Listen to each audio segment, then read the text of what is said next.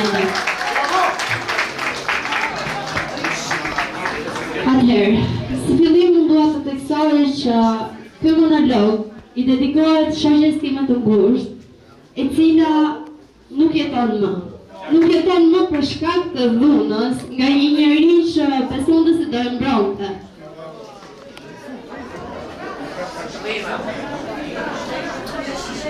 Si çdo ditë tjetër, dola nga shtëpia. Por këtë herë nuk u nisa për në shkollë ku më prisnin gocat. Këtë herë mora një hap më të madh. Zgjolla t'i besoj dikujt që më tha se më donte, që më tha se do ishte mburoja dhe familja ime. Dhe unë, si një vajzë e prisht, zgjolla ta besoj. I thash familjes time se e dua dhe ju dola kundër. Dhe shkova pranë tij. Të dy, së bashku, dy të rinj, u nisëm drejt Italisë. Për një jetë ndoshta më të mirë, por nuk e dija se çfarë më priste. Vitet kaluan dhe unë solla në jetë tim birë, i cili sot është 2 vjeç dhe është aty te ju. Unë e shoh nga larg dhe shpresoj që ai të kuptoj se duhet të jetë pur me 2 r, të mos ngrej dorën nga një femër.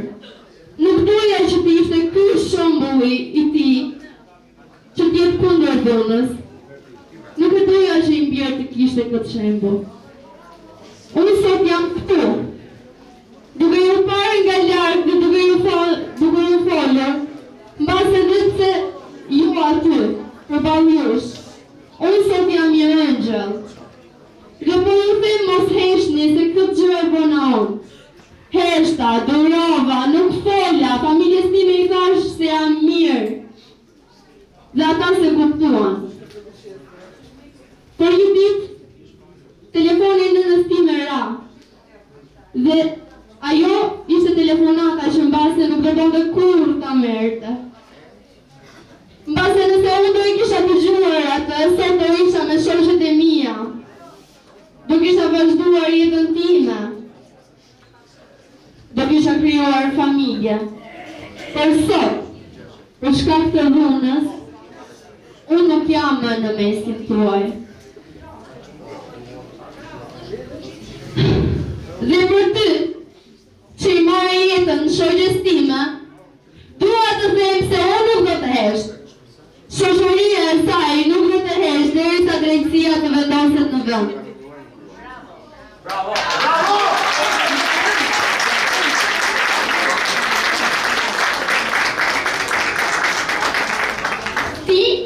Në morë shembullin më të bukur të shoqërisë.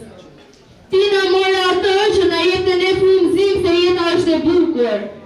Atë që e donte jetën më shumë se çdo gjë, e dashuronte.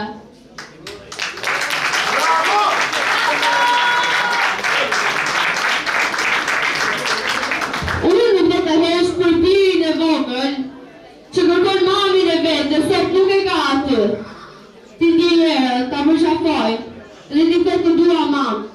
Dhe unë këtë ndjesi e kuptoj më mirë se kushdo tjetër.